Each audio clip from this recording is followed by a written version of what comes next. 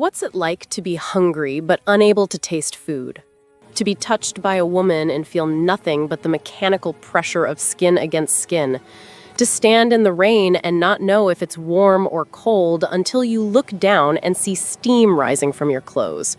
What kind of hell is it when your body works perfectly, heart pumping blood like it's supposed to, lungs pulling in air, nerves firing signals to a brain that receives them but can't translate them into anything that feels like living, but you're a ghost in your own flesh, watching life happen around you instead of to you?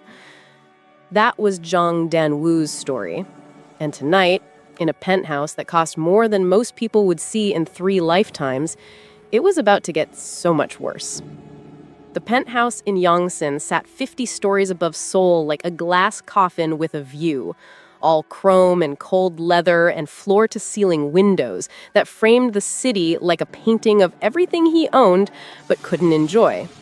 The woman, her name had already slipped through his mind like water through a sieve because they always did, gathered her clothes from his bedroom floor with hands that shook just enough to let him know she was about to cry. She'd been there 6 hours. 6 hours of trying everything her body knew, every technique that usually made men worship at her feet like she was salvation wrapped in skin and expensive perfume. Danwu had watched her the way you watch a documentary about insects.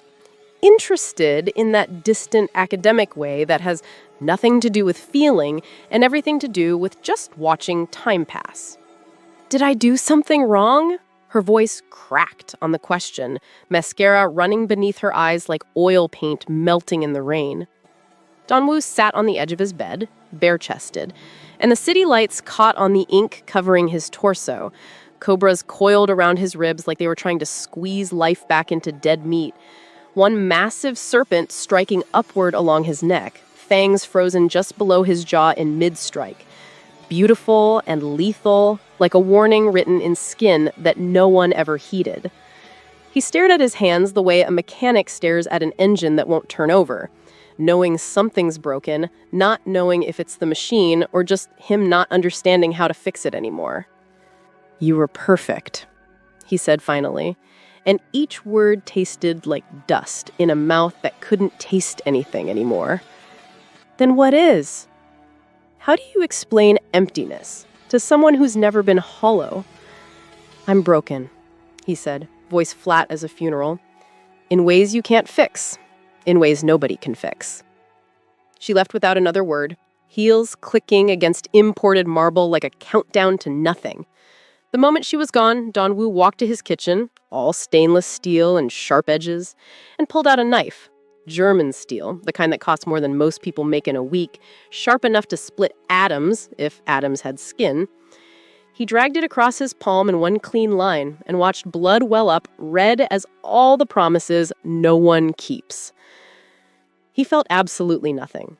Not pain, not even that basic animal response to tissue damage, just the visual confirmation that yes, his body still bled, even if it couldn't feel a goddamn thing. "Jesus Christ, Hyung!" Min-jae's voice cut through the silence like a prayer that arrived 3 hours too late. Danwoo's younger brother stood in the doorway, still wearing yesterday's clothes, eyes red-rimmed from whatever combination of worry and exhaustion had become his default expression. 3 years sober, and Min-jae still looked like he was one bad day away from falling off the wagon. "We talked about this. You promised me one more try." "I've tried 18 therapists, Min-jae. Tried medications that turned me into a walking zombie. Tried experimental treatments that cost more than most people see in a lifetime. They all say the same thing. The bullet that was supposed to kill me 9 years ago damaged my limbic system. The parts of my brain that process pleasure and satisfaction got blown to hell and back. I'm structurally incapable of feeling good. How long do I keep pretending this is living instead of just existing in a body that forgot how to do anything except survive?" Min-jae crossed the room like a man walking toward a bomb he's trying to defuse, grabbed a kitchen towel and wrapped it around Danwoo's hand with practiced precision. "One more," he said quietly, voice steady like he was negotiating with a man on a ledge. "The new therapist arrives today. She specializes in cases like yours. Anhedonia, severe dissociation. A Nigerian woman named Chioma Olisa. She's had success with patients everyone else gave up on. They all have success stories until they meet me. Then I become the asterisk in their research papers. This one's different, Dr. Beck says. She's unconventional, doesn't follow traditional protocols. Dr. Beck has been trying to fix me for 9 years and failed every single time. Because what's the alternative, Hyung? You eating a bullet for breakfast? Just try one more time. Donwoo looked at his brother, 28 years old, clean for the first time since he was 19, trying so desperately hard to believe that broken things could be fixed if you just found the right glue. Fine, one more. But, Min-jae, when this fails, and it will fail, I need you to let me go. Can you do that? Min-jae didn't answer. They both knew he couldn't. At Murtala Muhammad International Airport in Lagos, where the air tasted like rain waiting to happen and red earth that stuck to your shoes like memory, Chioma Olisa stood in a security line that moved like molasses in winter. Everything she owned was crammed into one battered suitcase that had seen better decades. At the bottom, folded with the kind of care you reserve for holy things, was her younger sister's wrapper. The one with yellow flowers that Adana used to say reminded her of sunshine before she forgot what sunshine felt like and swallowed an entire bottle of pills instead of asking for help one more time. 6 months since the funeral, where Chioma had stood in the rain and wondered if God was crying too, or if the universe just didn't care. 6 months since she found her baby sister's body in the bathroom, pills scattered across the floor like fallen stars that had forgotten how to shine. 6 months since she read the note written in Adana's careful handwriting. I'm tired of pretending I feel things I don't. I'm sorry I can't be fixed, sis. I know you tried. Chioma had screamed at that note like screaming could resurrect the dead. I studied for this. I specialized in depression and dissociative disorders. Why didn't you let me help you? But the dead don't answer questions, and guilt makes a home in your bones whether you send it an invitation or not. Soul wasn't destiny calling her name. It was an escape wearing a professional smile. When the recruiter from Hunseng Psychiatric Institute had reached out, offering to cover her flight, provide housing, handle all the paperwork, Chioma had looked at her bank account. 32,000 naira. Barely enough for 2 weeks' rent in Lagos. She said yes before the recruiter finished explaining the benefits package. She just needed to be somewhere that wasn't Lagos, somewhere that didn't smell like Adana's shea butter perfume everywhere she turned. 15 hours later, jet-lagged and disoriented, Chioma stood in Dr. Baek Ji-won's office at Hunsong's Psychiatric Institute. Dr. Baek was beautiful in that precise Korean way. Skin like porcelain that had never seen a pore, hair that fell in a perfect black sheet, and a smile that didn't reach anywhere near her eyes. Your credentials are quite impressive, Dr. Olisa. Johns Hopkins for your doctorate, specialized training in anhedonia and trauma-induced dissociative disorders. Dr. Baek tapped perfectly manicured nails against the file folder. But our clientele is particular. Elite Korean families. Old money. They have certain expectations about their healthcare providers. Chioma had heard this song before, the polite Korean way of saying, "You're black," and our rich clients might have a problem with that. Suffering doesn't check passports at the door, Dr. Baek, she said, keeping her voice professional but firm. Pain speaks every language fluently. And respectfully, if your elite clients are hurting badly enough, they'll take help from whoever has the skills to provide it. Something flickered across Dr. Baek's face. Maybe surprise or irritation. We'll see. I'm assigning you to our most challenging case, Jang Dunwoo. He's been my patient for 9 years. Severe anhedonia following traumatic brain injury. He's very special to me. The way she said special made something in Chioma's chest tighten. I've invested significant time and personal effort into his treatment. Professional boundaries existed for a reason, and Dr. Baek was tap dancing on that line in 4-inch heels. What therapeutic approaches have you tried with him? Everything modern psychiatry has to offer. SSRIs, SNRIs, atypical antipsychotics, electroconvulsive therapy, transcranial magnetic stimulation, ketamine-assisted psychotherapy. Nothing works. His condition is permanent. Dr. Baig's eyes went hard as diamonds. I'm only assigning you to him because our board insists on trying new approaches. But Dr. Elisa, don't give him false hope. That's crueler than honesty. Help him accept his reality. Chioma studied the woman across the desk, saw something hungry and possessive lurking beneath the professional veneer. I won't give him false hope, she said carefully, but I also won't give him false despair. Sometimes acceptance comes after you've tried everything, not before. If you're already feeling the pull of the story, if something in these words is touching that place in your chest where your own fears about emptiness and disconnection live, hit that subscribe button right now. Turn on notifications, because what happens when these two broken people finally meet will either heal them both or destroy everything they touch. The therapy room was designed to be calming. Soft lighting, neutral colors, leather furniture that probably cost more than Chioma's entire education. Zhang Danwu sat in the chair like a king who'd gotten bored of his kingdom. Dressed in all black that made the tattoos visible at his collar look like they were trying to escape his body, the cobra's head striking up from beneath his shirt, intricate scales wrapped around what she could see of his neck, and a smile that didn't reach anywhere near her eyes. "You're number 19, he said without preamble. His voice was rough like gravel on concrete. Dr. Baig says you specialize in cases like mine, that you've had success with anhedonia patients everyone else gave up on. I don't believe in cases like yours, Chioma said, settling into the chair across from him. Every brain is different. Every trauma leaves its own unique fingerprints. You're not a category or a diagnosis. You're a person, a human being who's suffering.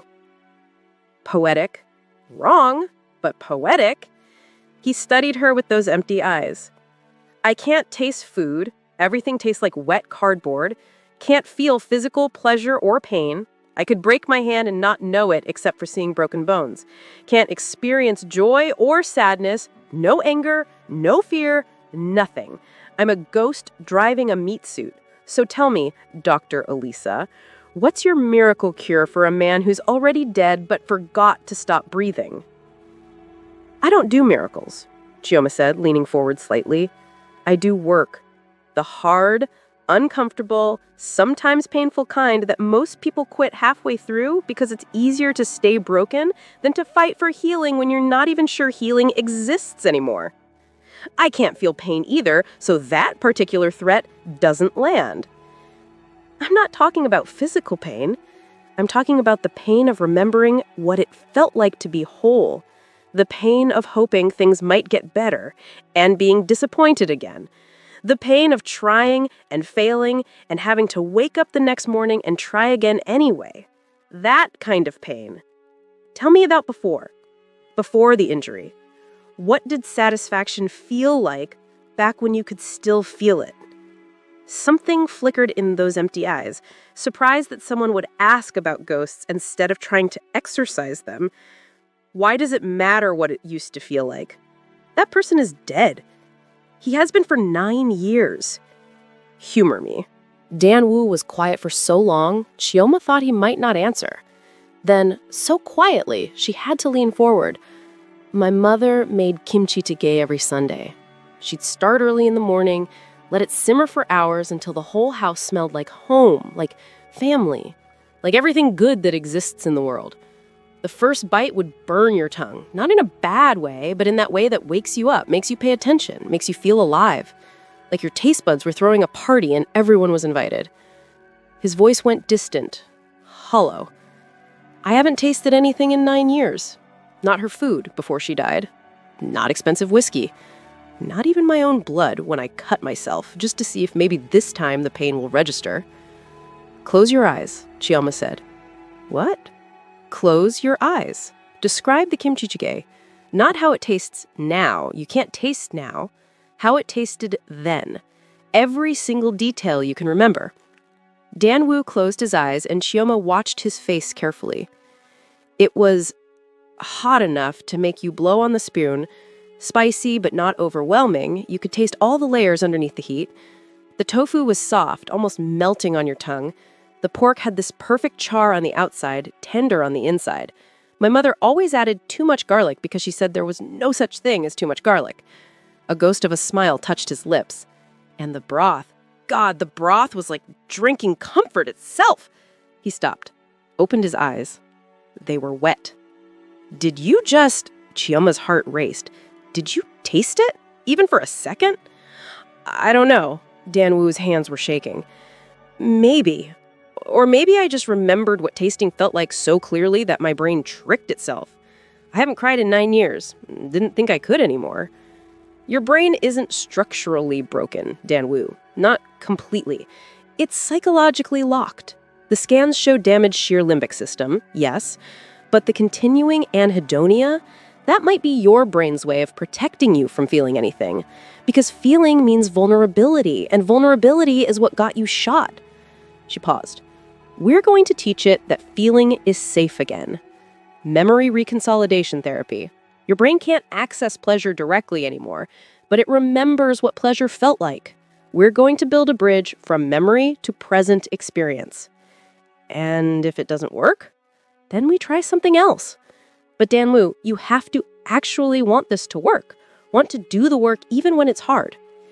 Dan-woo looked at her for a long moment, and something shifted in those empty eyes. Not hope, exactly. More like curiosity. The faintest flicker of maybe. Call me Dan-woo. And yeah, let's do the work. Over the next 8 weeks, something impossible happened. Chioma rebuilt Dan-woo's world one memory at a time, and slowly, so slowly it was almost imperceptible at first, he started to feel again. Week 1, he could access maybe 5 seconds of remembered sensation before it faded. Week 2, 10 seconds. Week 3, he started noticing patterns.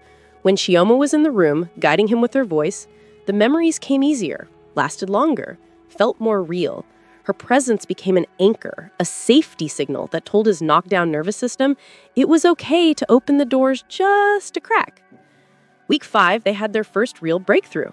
Dan-woo bit into samgyeopsal at his favorite restaurant, while Chioma described the taste using his own memories as a template. Something clicked, like a key finding the right lock.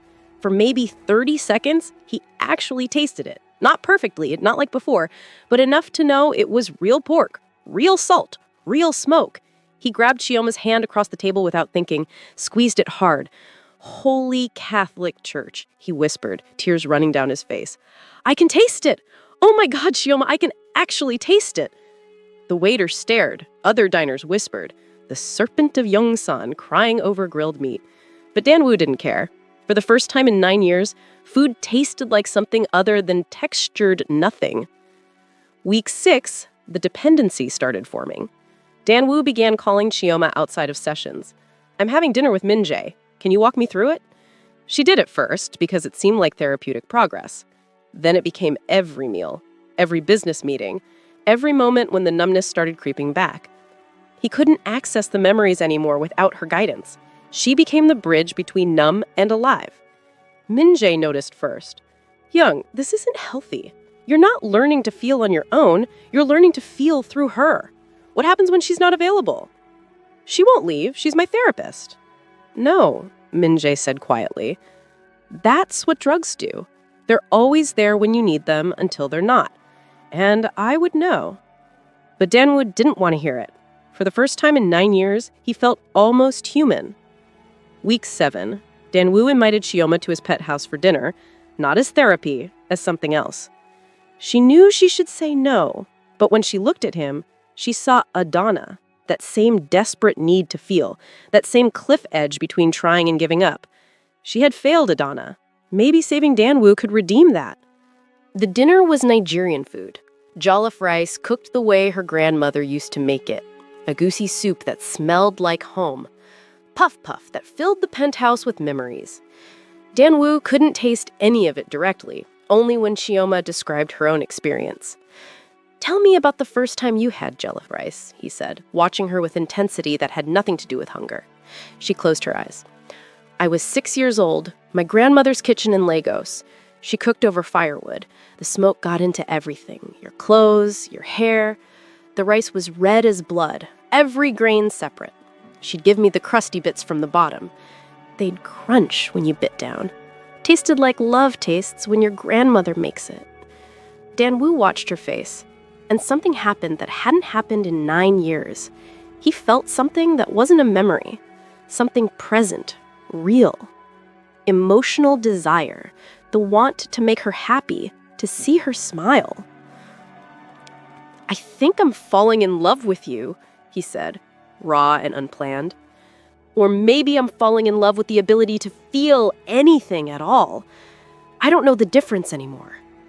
"Dan-woo, that's transference. It's normal in therapy, but it's not real love." "Does it matter? If you're the only person who makes me feel human, does it matter what we call it?" She should have said yes. Should have protected them both. Instead, she kissed him.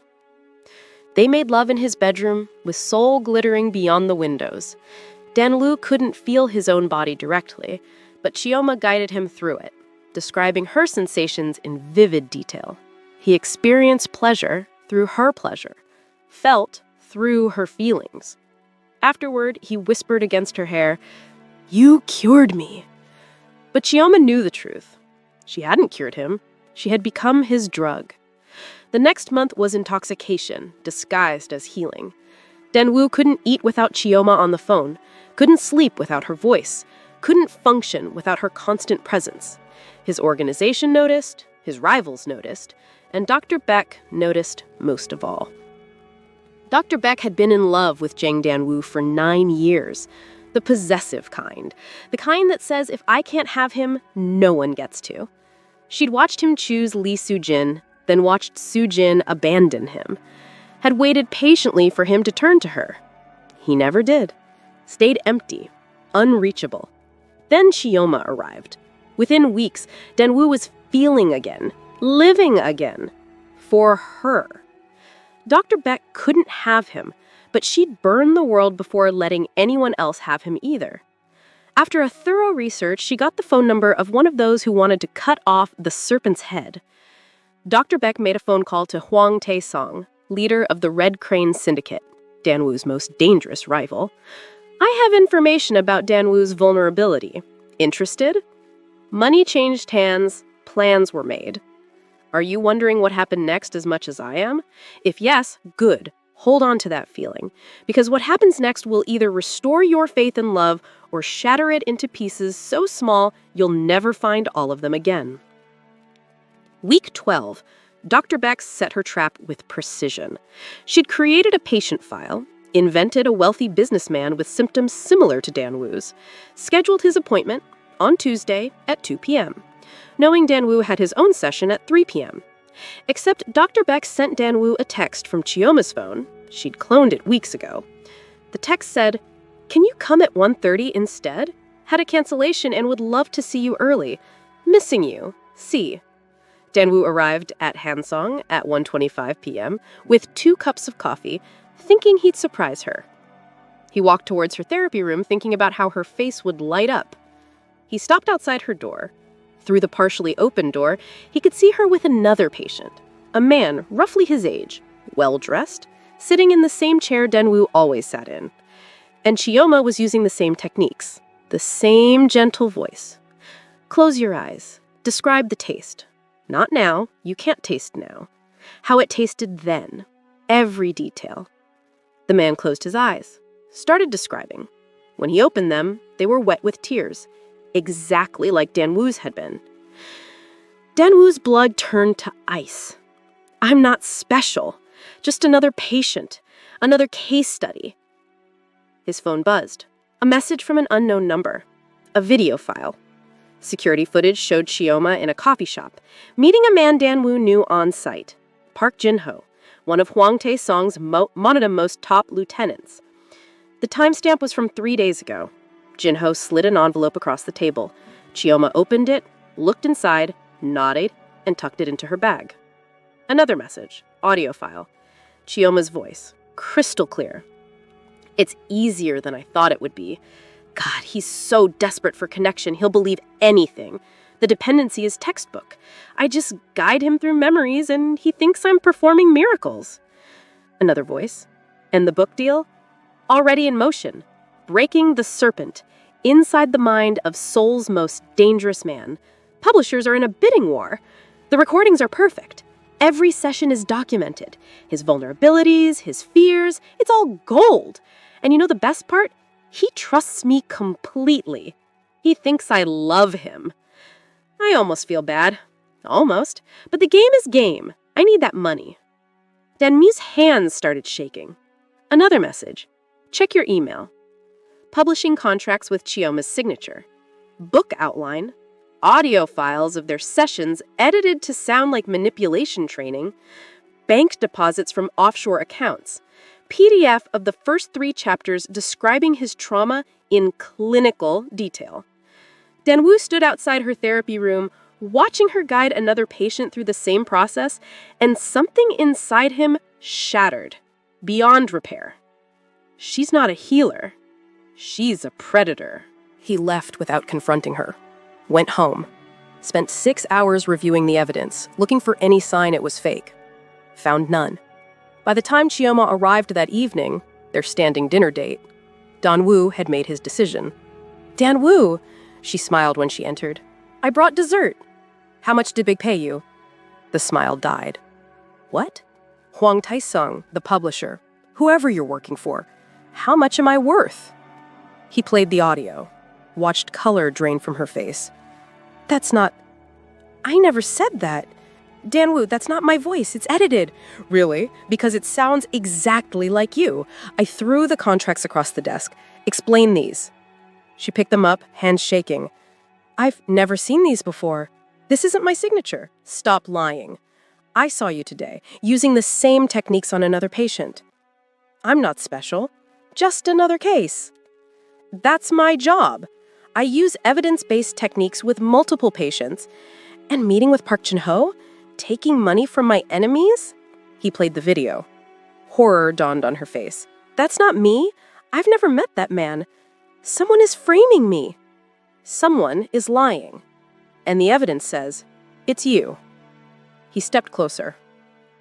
"You saw a desperate man with money, created dependency, documented everything, sold the story. There is no book. Someone is trying to destroy us. I thought I knew you. Turns out, I knew a performance." He gestured to the door. 72 hours to leave Seoul. After that, my protection is gone. Danwu! And if you're still here, I'll have you arrested, deported, and blacklisted worldwide. I'll destroy you so thoroughly, your own father won't recognize what's left. "I loved you," she whispered. "I still love you." "Then you're a better liar than I thought. Get out." The next 72 hours destroyed Kioma's life completely. Dr. Beck had been thorough. Han Sung terminated her employment, license suspended, visa revoked, bank account frozen, evicted within 24 hours. The Nigerian community turned their backs, afraid of association. She had nowhere to go. Mrs. Tochi, a Ghanaian woman with Nigerian parents running a hair shop in Ituan, found her sleeping in a subway station on hour 68. "Come, child, we look after our own." Mrs. Tochi gave her a corner to sleep, fed her, and listened. "Did you do what they're saying?" "No, I swear on my sister's grave." "Then fight." "I can't fight him. He owns this city." But Chioma had no resources. On hour 71, she bought a one-way ticket to Lagos with her last money. At the airport, she wrote a letter. "Danwu, I didn't do what they're accusing me of. I don't know who's framing me, but what we had was real. I didn't cure you through manipulation. I just helped you remember what feeling felt like. The rest was you. I'm sorry I wasn't strong enough to stay and fight. I'm sorry I couldn't save my sister. I'm sorry for everything except loving you. That's the one thing I'd do again. Kioma." She left it at the information desk with instructions to mail it. then boarded the plane with her sister's wrapper, $0, and a heart so broken she wasn't sure it could break this completely without killing her. In Lagos, Kioma lived like a ghost haunting her own life. She slept in her father's cramped apartment in Yaba on the mattress she'd shared with Adana. Her father ran a free clinic for people too poor to afford real hospitals. "You're not eating, my child." "I'm not hungry." "You've not been sleeping. I hear you crying every time." "I can't stop thinking about him, how he looked at me like I was nothing." I laughed bitterly. I failed Adana, and I failed him. "Or maybe start by saving yourself, my child. Can't pour from an empty cup." But Kioma had no job, no license. The scandal had followed her across oceans. No hospital would hire her. She volunteered at her father's clinic with donated supplies, treating patients who paid in yams and prayers. Tried to convince herself this was enough. Meanwhile, in Seoul, Danwoo was dying differently. The condition returned worse than before because now he knew what peace felt like. The numbness felt like punishment. His brain and heart felt like they were being thrusted with a chainsaw. He cycled through therapists desperately. Nothing worked. He became erratic, dangerous, and stupidly careless. It was bad he nearly started a gang war over a minor territorial dispute. The serpent was already losing his mind. Min Jae watched his brother self-destruct. "You don't believe she did it," he said one night. "The evidence? Screw the evidence. Do you believe she manipulated you?" Long silence. Then, "I don't know what I believe anymore." "Then find out the truth before you finish destroying yourself." But Danwon was afraid. Afraid that investigating would prove Chioma innocent. Afraid of facing what he'd done to her. Then Hwang Tae-sung, his worst enemy, struck. Ambush at Danwoo's restaurant. Danwoo took 2 bullets, shoulder and thigh. He went down hard, but this time was different. This time, he felt it. He felt that pain. Oh God, he felt it. Actually felt the pain. Hot and sharp and terrible, and the most beautiful thing he'd experienced since Chioma left. He started laughing as Min Jae dragged him to safety. "I can feel it. I can actually feel it." 3 days later, in the hospital, recovering from surgery, Danwoo had an epiphany. The pain proved his brain could feel. It wasn't structurally broken, it was psychologically locked. Chioma hadn't cured him through manipulation. She'd made the ability to feel safe. "I need to see the evidence again," he told Min Jae. "All of it, and I need our best forensic analyst." 2 weeks later, they found the truth. The audio was expertly edited. Chioma's voice, but words sliced from different sessions, contexts removed. The video was deep-faked. Sophisticated, but fake. The contracts were forgeries. The bank deposits traced to Hwang Tae-sung's shell companies. Security footage showed Dr. Beck copying files from the server room, the same USB drive that was later delivered to Danwoo. "She was telling the truth," Min Jae said quietly. Danwoo's face drained of color. "I destroyed her for nothing." Danwoo's wrath burned the city of Seoul. Dr. Bak's arrest was public and brutal. Danwoo released all the evidence he had gathered proving Chioma's innocence and how Dr. Bak had staged everything. Within 48 hours, she was stripped of her license, arrested for conspiracy and fraud. As for the Hwang Tae-sung syndicate, Danwoo waged the most brutal war in the history of Seoul. The syndicate was ruthlessly dismantled in 3 days. But revenge didn't fix what Danwoo had broken. Peace was nowhere to be found. His mind and heart longed for one woman. He longed for her forgiveness. For a week, he didn't know what to do. Would Chioma ever listen or give him another chance? After digging deep with his vast resources, he found everything he needed to know about Chioma. He flew to Lagos with no plan except to beg. Found her at her father's clinic in Yaba. Small, cramped, poorly ventilated. She wore scrubs that had seen better years and was treating a child's infected wound. She looked up when he entered. Didn't gasp or run, just looked at him with eyes that had learned to guard themselves. "What are you doing here?" "I know the truth. I know Dr. Bak framed you. I know you were innocent. I know saying I'm sorry doesn't even begin to cover what I did to you. Long pause. Then, you're right. It doesn't. You don't get to come here and apologize and think that fixes anything. You threatened me. You told me you'd destroy me so thoroughly my own father wouldn't recognize me. I trusted you, Danwoo. You looked at me like I was garbage. I was wrong. You were cruel and ruthless. There's a difference. Tears gathered in her eyes. I loved you. I gave you everything, crossed every professional boundary, risked everything, and the moment things got hard, you threw me away like I never mattered. You mattered. You still matter. Could what? Trust you again? Love you again? She laughed bitterly. Danwoo, you didn't just break my heart. You broke me. I slipped in subway stations, lived off charity from strangers while the man I loved destroyed everything I'd built. I'll fix it. Your license is being restored. I've set up compensation. I don't want your money. I don't want your guilt or your redemption. I want you to leave. Let me rebuild my life without you in it. Chioma, please. No. You had your chance to believe in me. You chose to destroy me instead. So now, I'm choosing to protect myself. You need to leave. I'll never stop trying to make this right, even if you never forgive me. Then that's your burden to carry, not mine. She turned back to her patient. Goodbye, Danwoo. He stood there, frozen, looking at her hands as she worked, those same hands that had guided him back to feeling. And in those hands, beneath the medical supplies, he saw something. He quickly scanned through everything in seconds. It was her sister's wrapper, those yellow flowers. But now there was something else, something white, rectangular. It was a plane ticket to Seoul, business class. Someone had spent serious money. Departure date, tomorrow.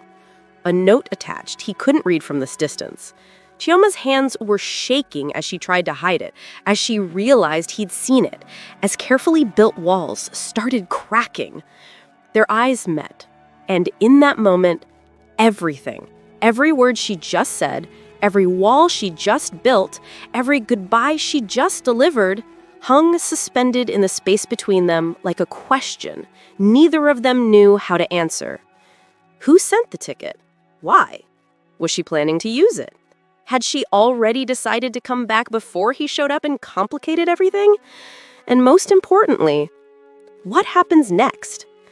Subscribe now, because what comes next will change everything you think you know about love, forgiveness, and whether some betrayals cut too deep to ever heal.